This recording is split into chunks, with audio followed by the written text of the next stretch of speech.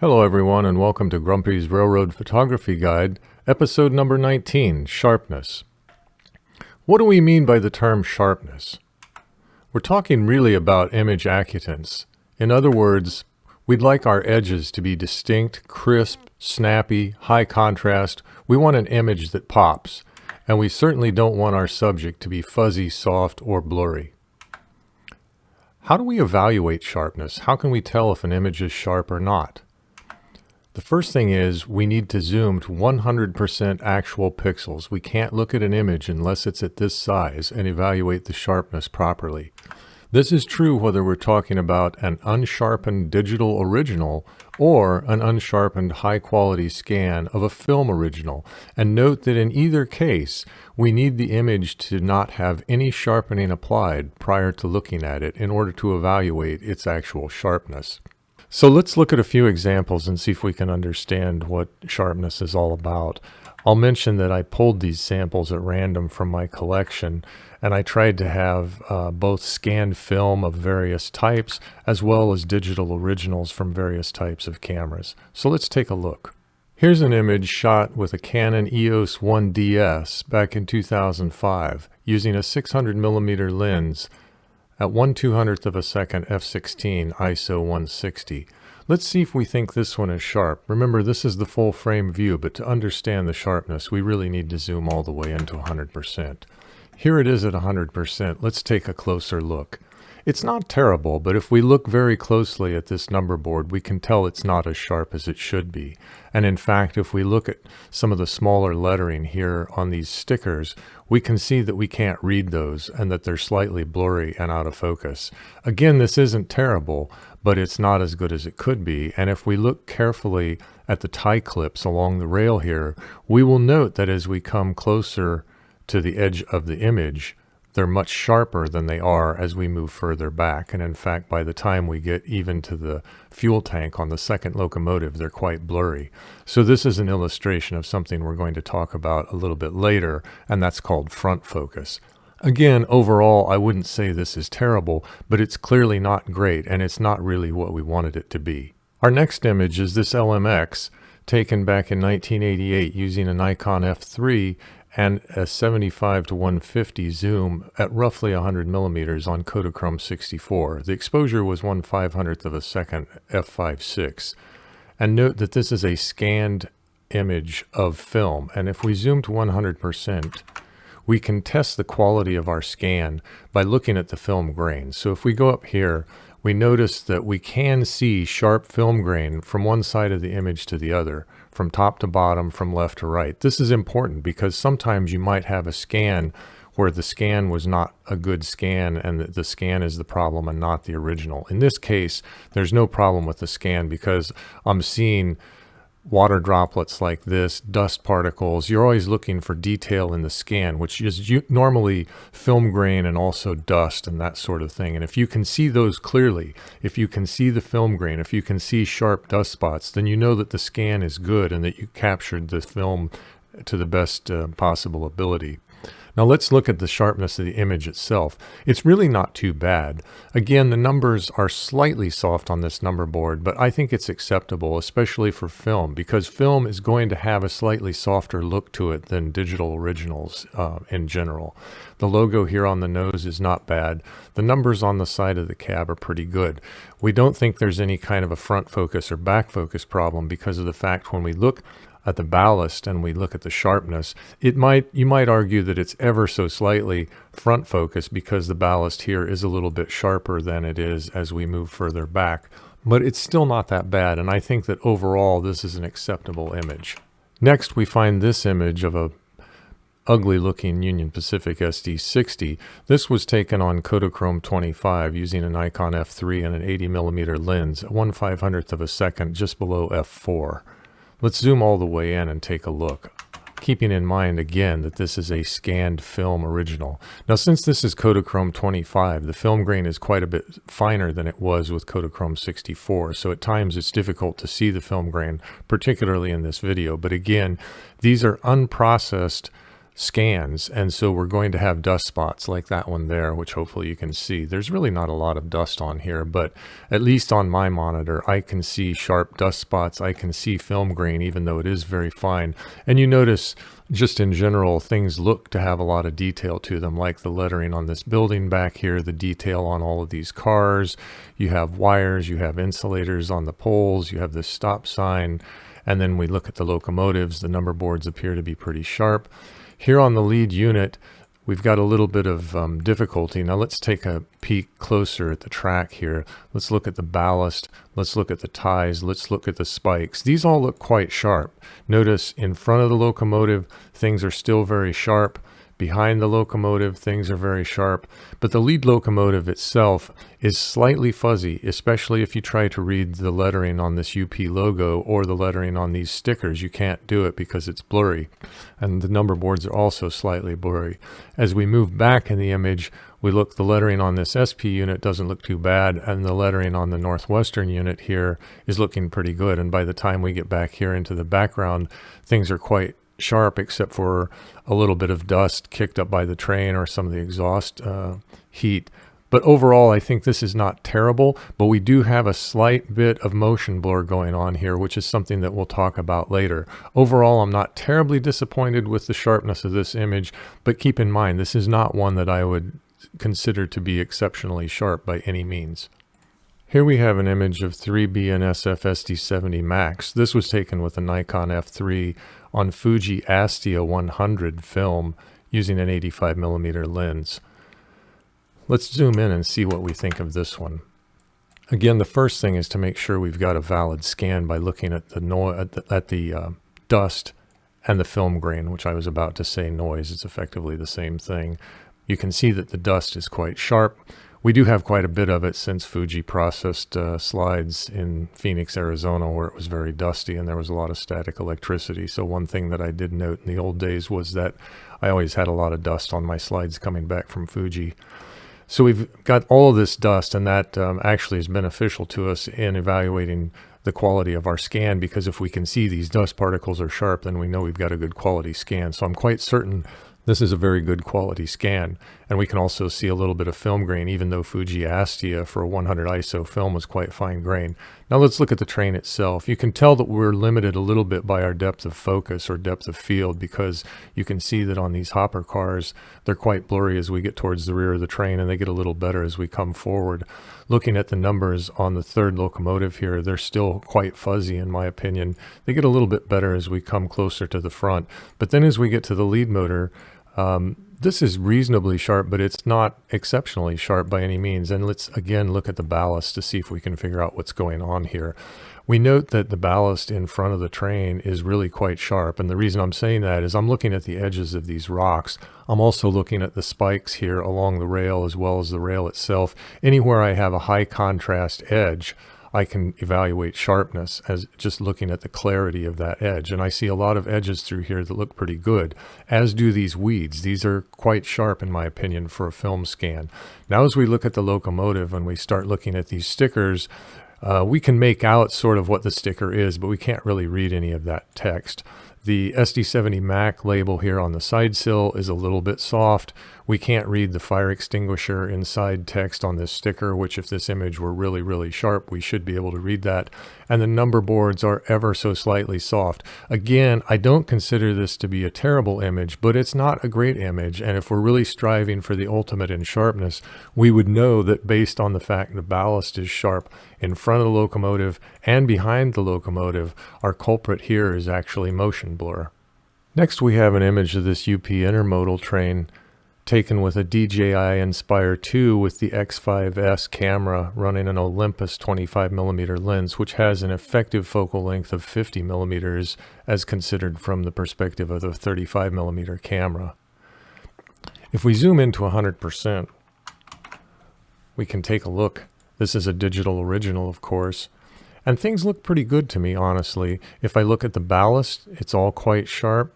The spikes, the rails, the ties, the numbers, The lettering, I can't really read the fire extinguisher inside sticker. I know what it says, but I can't make out the individual letters. But then again, this sticker is so small in this view, I wouldn't really expect to be able to read them with this kind of resolution. The edges of these numbers look pretty good to me, and the text looks reasonably sharp. So I think this is about as good as we could possibly hope for in an image like this. And we note that we have pretty decent depth of field here. This was shot at 1/1600th of a second f4, and of course the Inspire 2 is a drone, so this was taken from the air on a moving aircraft. So I think that this image overall is quite sharp and is representative of about as good as you could possibly expect to do for this type of image. Here we have a BNSF local with a pair of GP30s. This image was shot using a Canon EOS D30, which was one of the first 35mm DSLR cameras, and as such had a very low resolution of only 3 megapixels. If we zoom in to 100%, it's really not that impressive because of the fact that it's such a low resolution camera. Nonetheless, it is about as sharp as you could expect for that kind of a sensor. Keep in mind that we're using a 28-70 zoom here, which has a slightly longer focal length because the D30 was not full frame. It was APS-C, had a slightly smaller sensor than a normal 35mm camera would have. Nonetheless, here we are at 100% actual pixels, and I don't really find anything to complain about. The ballast looks sharp, the numbers look sharp, all of the edges look sharp. This is as good as can be done with the limits of that technology, so I don't think there's anything to complain about here. This image came from film, Fuji Astia 100, shot on a Nikon F3 with a 300 2.8. The aperture was f4 and it was in relatively difficult lighting at the end of the day. Nonetheless, there's some serious problems here. Let's zoom into 100% and see what's going on. We note that overall this image is quite soft, especially this lead locomotive, and quite honestly I'm not entirely sure what's going on here. The first thing of course is to see if this is a legitimate scan or not, and we do that by looking for noise, or I'm sorry, not noise, but dust particles and film grain, both of which we see pretty clearly here in the sky over on the right hand side, and as we scroll from right to left we notice we also have sharp film grain and sharp dust over at the left side, and the same is true down here on the bottom. Now the foreground is quite blurry due to depth of field, but I can still see dust particles and I can still see film grain, so I know that this is a good scan. So any blurriness in this image is not due to the scan, it's on the original film itself. Now the 300 2.8 is an exceptionally sharp lens even when wide open, so I don't believe that there's any kind of lens issues here, but I'm not exactly sure what's going on. And this does have a slightly strange quality to it in that if you look at the number boards here on the 5499, those are actually about as sharp as I would expect them to be. The contrast is a little bit low, but the contrast between the white and the black part of the number boards is pretty decent, and those edges look sharp. However, when we look at the numbers on the side of the cab, they're pretty washed out. They're pretty smeared, as is the logo on the side of the long hood. And we notice the detail here on the underframe just doesn't look sharp, and we can't see any detail in the ballast. We can't see any detail in the weeds. I don't believe that it's a case of back focus. We do have pretty good detail at focus of infinity here. We can see some power poles and some trees and some lines in these fields. We see fence posts. I mean, you could argue that it's front focus, but I'm not sure that that's really the case. The second unit's not really very well focused, and neither are these two. As we get further and further back in the train, we do tend to see more detail in these cars, although even over here on this side, things are slightly soft. If I had to guess, I'd say that this is a case of back focus, but again, I'm not 100% certain of that. But the one thing I do know is I don't really consider the sharpness of this image to be what I would want it to be. Here's a UPSD-70 shot with the Sony Alpha 1 and the 200 to 600 f5.6 to 6.3 zoom. We're shooting at about 1/500th of a second f11 here at ISO 800 early in the morning, as I recall. Let's zoom in to 100% and see what this looks like. First thing we notice, of course, is that since the Alpha 1 is 50 megapixels, when we go from the full frame view to 100% view, things are quite large. And obviously this one, the sharpness is about as good as you could ever hope for. We can read tiny lettering like up here on the headlight. The number boards are razor sharp. We can probably read what's written on this guy's badge there. We can clearly see the small text on these stickers. We can start to read text even in these labels here.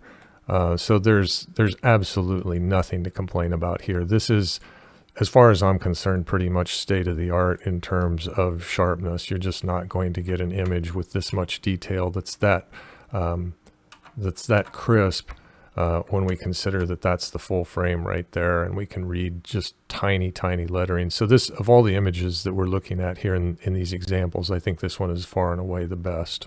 This image is a BNSF intermodal train in Kingman Canyon, of course. It was shot with a Canon EOS 1D Mark IV and the 70-200 f4 IS zoom at 1/1600th of a second f8 ISO 400. Let's zoom into 100% and have a look. It looks pretty crisp to me. The ballast looks exceptionally sharp. The numbers here look sharp. The ES44 DC logo here on the side sill looks sharp. We can tell that the little 3-point contact sticker is there, although of course we can't read it because it's so small. But overall, we just look at all of these high contrast edges like on these stripes and whatnot. There's nothing to complain about here. This image is very sharp, and we've got enough depth of field here to where even the detail in the background is sharp. So I think overall this is an excellent image in terms of sharpness, and there's absolutely nothing to complain about. The final image we're going to look at is another film scan. This is Kodachrome 25 shot through a Nikon F3 using a 50mm 1.4 lens. It was taken at 1/500th of a second at f4, and which should be slightly underexposed, and maybe it is. It was on a snowy day, so that probably doesn't matter. Let's zoom in and have a look. Things to me look to be a little soft, quite honestly, but let's look a bit closer. If we look at the ballast here in the foreground, it looks pretty sharp, even though it's a little bit obscured by the snow. We can see sort of the spikes, tie plates, the rails, the weeds. I think everything is generally pretty good up in this area, and likewise as we move further back, I think we've got plenty of detail here in the background. You can read lettering on some of the things here in the background. We can see detail in the houses and automobiles and whatnot. But if we look at the lead locomotive, these numbers are slightly soft. The logo is a little bit soft. The lettering on this sticker is just all kind of a blur. This number is kind of a blur. The 3139 doesn't look that great. As we get further back, we're losing a little bit of depth of focus, not much, but these actually to me look a little bit sharper than this does. And then as we get back to the train itself, this area doesn't look too bad, and we're starting to get blurry back here in the background just because it's so far away. But overall, I would say that there's probably a little bit of motion blur here, given that this intermodal train was probably moving at 40 miles an hour, 50 miles an hour at this point, and 500th of a second was not really fast enough to stop that motion, oddly enough.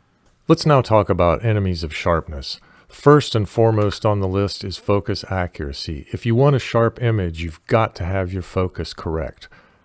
Things that can go wrong would include front focus, meaning that our focal point is actually in front of our subject. Let's look at an example of that. Here's an image with a front focus problem, among many other things. Let's take a look at 100%. Again, we can always validate the quality of our scan by looking at dust, and there's plenty of that on here. We see plenty of sharp dust spots and film grain all over. We look at the lead locomotive, it's pretty soft. We look at the numbers, they're soft. The GE logo is soft. Well, in addition to being faded, the numbers on the side of the cab are almost not even identifiable as numbers. And here again, look at the dust. The dust is sharp, but these edges are really fuzzy. If you look at like the edge between that white and that red, it's fuzzy. You can't read the dummy that's printed on this flap here, but that's what it says. And if we look at, I think it's referring to the photographer actually, but if you look at the tie clips here, notice how sharp they are over here in the foreground. And then as we move back towards the locomotive, they start to get fuzzy and they just keep going and going. And this is a shallow depth of focus. This was taken with 300 millimeters wide open, which that was a 300 f4 lens. So it's pretty fuzzy as we go back, and we sort of expect that due to the shallow depth of field. But the problem here is that we didn't have our focus set properly, or else we didn't let the train get close enough, which if we had, it would have been out of the frame anyway. But this is an illustration of front focus and what happens in that case. The other thing that could go wrong would be back focus. In other words, we focused behind where our subject is actually at. Let's have an example of that as well. Here's an example of extreme back focus. This is 35mm Kodachrome. It's a 300mm f4 Nikon lens shot with a Nikon f4 late in the day, probably wide open at f4. If we zoom in, we can see that the numbers on this lead locomotive are a mess. They're very soft and very blurry, as is the lettering on the nose, as is all of the ballast. You note that everything here is just a fuzzy mess. And the further back we go, things gradually get better the further back, to where by the time we're about 5 or 6 cars deep into the train, we now have pretty decent detail. If we go all the way back to the extreme background, we have decent sharp lettering here on the elevator and the water tower. This signal bridge looks sharp. These cars towards the back of the train look sharp. If I come over here, there's a little bit of exhaust smoke that's blowing over this way, which is why all of this is blurry. But I can tell this is a good scan because I scroll up here and I look, and I've got sharp dust spots here in the sky as well as film grain. And this is true all the way across the frame. And I can scroll down to the bottom and see film grain over here in this soft foreground. But we note, especially as we look at the spikes along the rail here, notice we can't even hardly see them here because they're so blurry, and they're still blurry here where the locomotive is, and they continue to be blurry until they're so small that we can't hardly see the spikes anymore. But if we look at these cars, we can tell by looking at the roof walks and the ribs on the side of them and the truck detail that they start off relatively soft and they get sharper the further back we go. So this is clearly a case where the focus was set much further back than it should have been. I think it was even further back than this signal bridge. I think it was probably a couple of cars past the signal bridge, and obviously the train is much closer than that, and that's why it's so blurry. Second is subject motion. We're taking pictures of moving trains, which might be moving fairly rapidly, and if we want sharp images of these, we're going to have to stop that motion. We need to consider the effect of the motion relative to our overall composition. What do I mean by that? If I'm standing very close to a train that's moving from side to side in my viewfinder in this two-dimensional image, then I'm going to need a very high shutter speed. On the other hand, if I'm doing an extreme telephoto image where the train is headed almost directly towards me, then that motion relative to my composition is not going to be nearly so severe. I need to think about things like this when I figure out how much motion is occurring in the overall image and what shutter speed I need in order to stop that motion. You always need to ask yourself, is your shutter speed going to be fast enough to stop the motion that's present in your composition?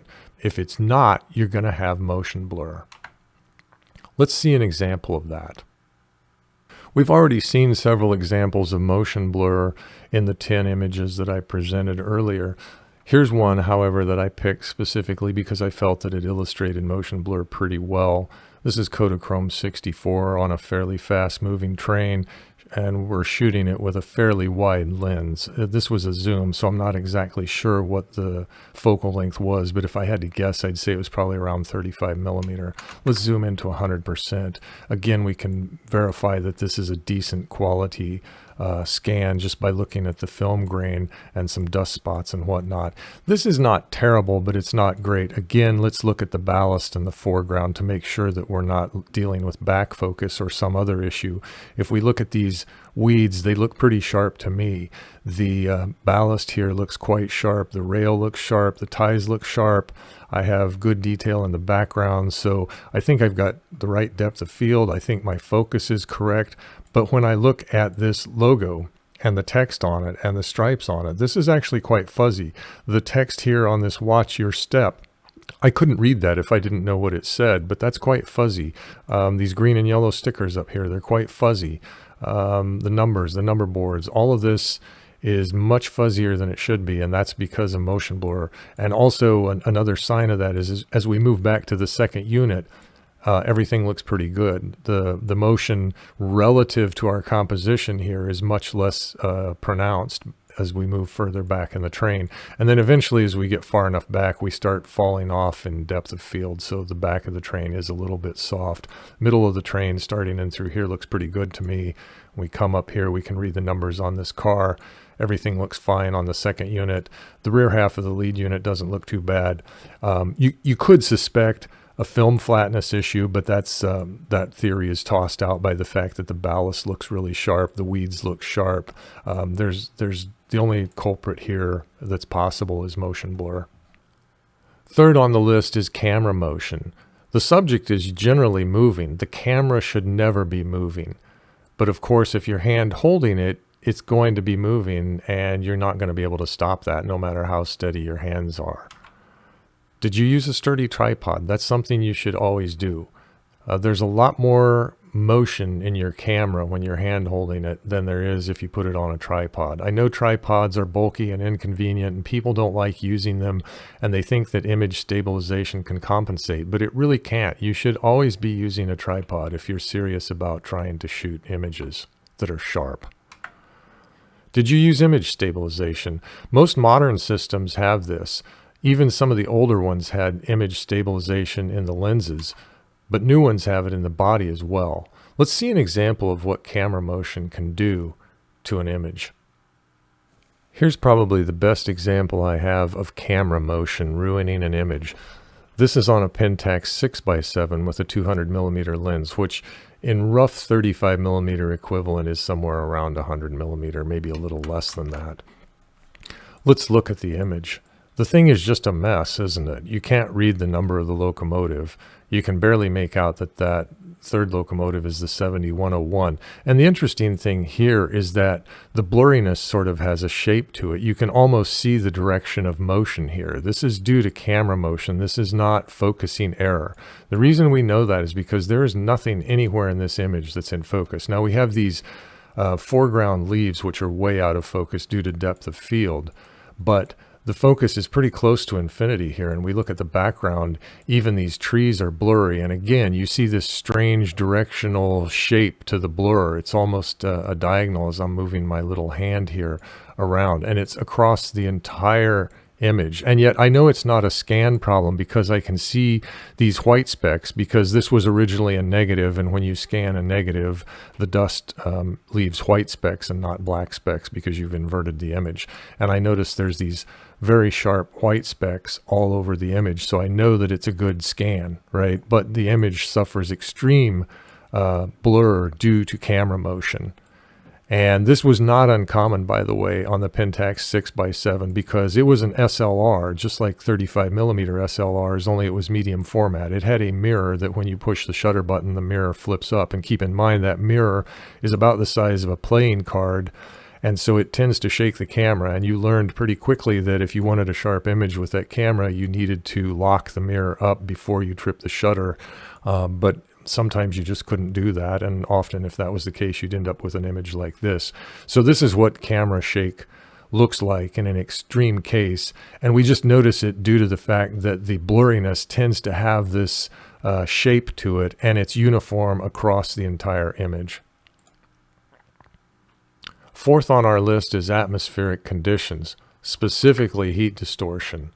This is going to happen when the air is at different temperatures. Usually what will happen is the sun will come up, it will heat the ground will become warmer than the air, and the heat will rise. And since the index of refraction of air depends on its temperature, if we have temperature differences in the air, there's going to be these ripples, and they're going to destroy the sharpness of your image. Let's see an example of that. Now we get to talk about atmospheric conditions and problems related to that, specifically heat distortion. Here's an image that when we view it full frame doesn't really look too bad, but if we zoom into 100% becomes an immediate mess. Take a look at this. So this thing is actually in focus, but there's so much heat distortion that nothing is in focus. These If you look at all of your straight edges, particularly these rubber gaskets around the number board, they almost look like they've been molten. You look at the straight edge here along the corner of the nose of this locomotive and notice how it ripples all over the place. Everything just has this wiggly, plastic, liquid look to it. And yet, the interesting thing is, if we look down here, the letter C in this text is actually sharp. And also, if we go up to the horn, if you look at the back of this individual horn here, there are 3 bolt heads here that are quite sharp, as are those rings there. You can see that those actually look pretty sharp. So we know it's not a focus problem, and yet everything here is just a complete and total mess.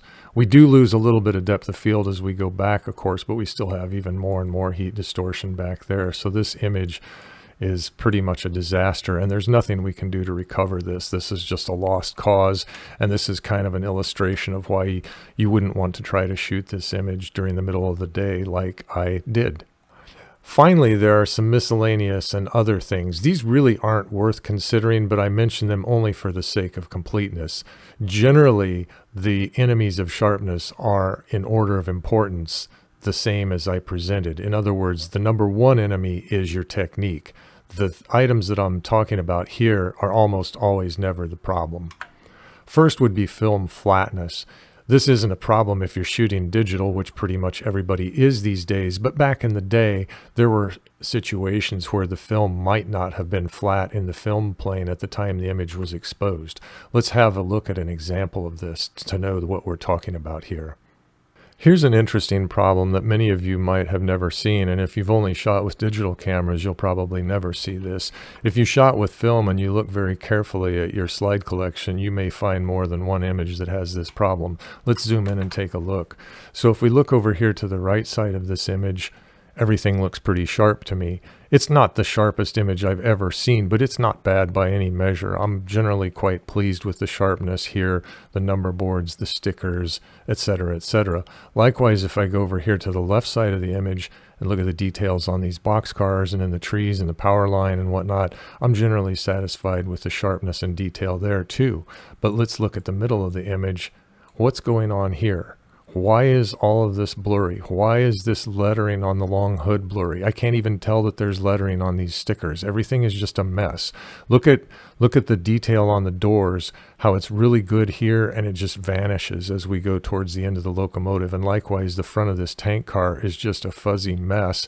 But by the time we get back to the car behind it, it's pretty good. It's almost like somebody took in Photoshop and made a selection of a band right in this area through here, and then they applied a blur filter and just blurred everything in this general area.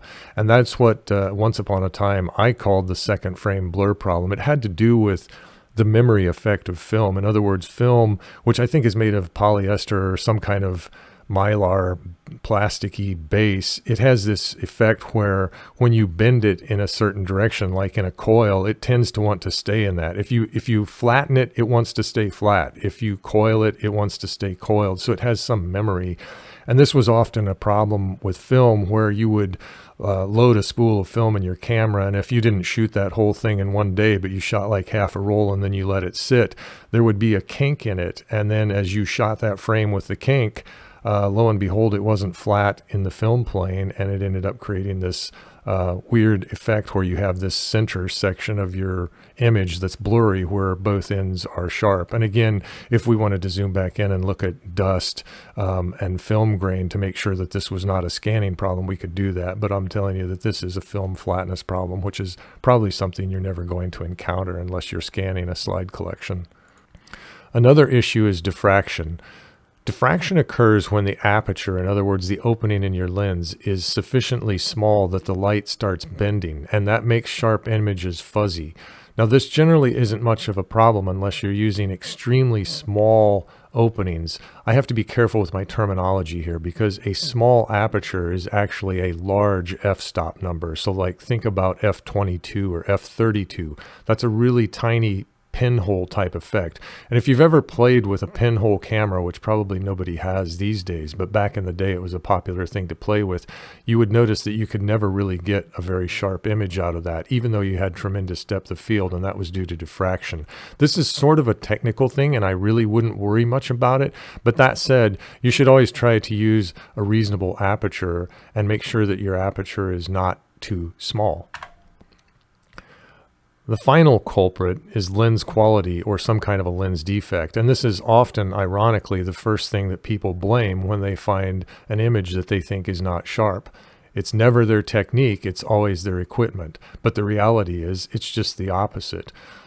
It's true that there are bad lenses out there, but by and large, they're very rare, and it's almost always the technique or something else. Maybe they weren't using the right shutter speed, maybe they didn't have their focus as accurate as they thought. But I've found very few poor lenses that cause a loss of sharpness that's enough to complain about. If you really think that you have a problem with your lens, you can test it very easily under controlled conditions, such as shooting flat images of brick walls and things with high detail under controlled conditions where there's no camera motion, no subject motion, you have total control of the focus and depth of field, etc., etc. But few people are willing to do that, and really it's not necessary because there's generally nothing wrong with your lens or equipment. So if we want sharp images, we need an action plan. Let's think about what we should do to make our images sharper. First, and most importantly, is to use a system with reliable autofocus. In the old days, I would have suggested that we should manually focus everything because older systems, early systems with autofocus just didn't work very well. And my experience is even systems that are relatively new, that are on DSLRs, are just not that reliable.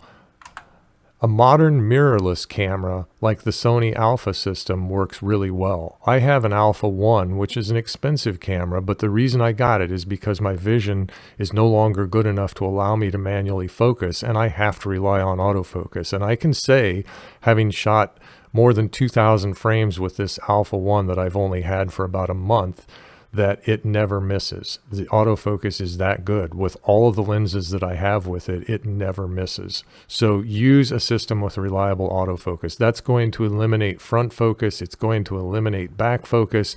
You're just not going to have to worry about it. Let the camera do the work and let it do it correctly. Second, use an appropriate shutter speed. The train is moving. You need to stop it. I would recommend that you use a shutter speed that's twice as fast as 1 over the focal length for a long telephoto. So for instance, if you're using a 300mm telephoto lens, then the shutter speed would be 1/300th of a second, and I say double that. In other words, make it twice as fast, or 1/600th of a second. If you're shooting a wedgie with like a 50mm lens or a 35mm lens, make your shutter speed as fast as possible. Typically, you're going to be closer to the train. It's going to be moving through the screen or through your composition much more rapidly. You're going to need a faster shutter speed. I never shoot wedgies less than about a 1/1600th of a second, and I try to go faster than that as I can because I've got to stop that motion. Always use a sturdy tripod. Camera motion ruins images. You need to stop it. It's easy to stop. Get a sturdy tripod, put your camera on it, use it religiously. Use image stabilization. Modern cameras and lenses have image stabilization that's really quite remarkable. And even though they do allow you to hand hold in certain situations, you shouldn't rely on that. You should still use a tripod. Use the image stabilization built into the lens. Use the image stabilization built into the body if your camera allows that. Do this even when you're on a tripod, because even on a tripod, especially with a telephoto lens, if you look through that lens, you're going to see motion of the camera. When there's wind or vibration of the ground, you need to stop all of that. Avoid heat distortion. Don't shoot long telephoto shots during the middle of the day. If you're like me and you really enjoy long telephoto, the time of the day to do that is right after sunrise, before the sun has had a chance to heat up the ground, and right before sunset, after the sun has stopped heating the ground and the hot ground has radiated most of that heat back into the sky. As I said, early morning, late evening, those are the best times for long telephotos. Use a reasonable aperture. Again, this is mostly a technical thing. You're probably not going to suffer a lot of sharpness degradation due to aperture choice, but I would recommend trying something like f5.6 or f8 for a 50 millimeter grade crossing wedgie view. That will give you enough depth of field, and it won't be too small to where you have to worry about diffraction. And I would suggest something like f11 for telephoto. I've tried with most of my telephoto lenses to go smaller than that, to say f16 or f22, but I notice on my images at least a noticeable degradation in sharpness if I go much above f11. So if I shoot at f16, I can tell the difference between that and f11 in terms of overall sharpness. You may have different results. The way to find out is just try it yourself. Go shoot the end of a boxcar with your longest telephoto lens and shoot it at different apertures and see what works for you. I would generally, on wedgies or any kind of shot, try to avoid opening that lens wider than f4. I have a lot of lenses that are much faster than that, but I don't want to shoot them wide open because they're going to start to suffer. I would also, on the other end, avoid apertures smaller than f16, meaning numerically larger, like f22, f32. I think I've already talked about that. And I would make the comment that most lenses in general, as a rule of thumb, are sharpest when they're about 2 stops down from wide open. So in other words, if you have a lens whose maximum aperture is f2.8, you should shoot that at f5.6 to get the best performance. That's a rule of thumb. It doesn't always apply, but it's generally true. So hopefully this has helped you understand what sharpness is. Hopefully you've learned a little bit, and hopefully now you have an idea as to what steps you need to take in order to make your own images that much sharper. Thanks for watching.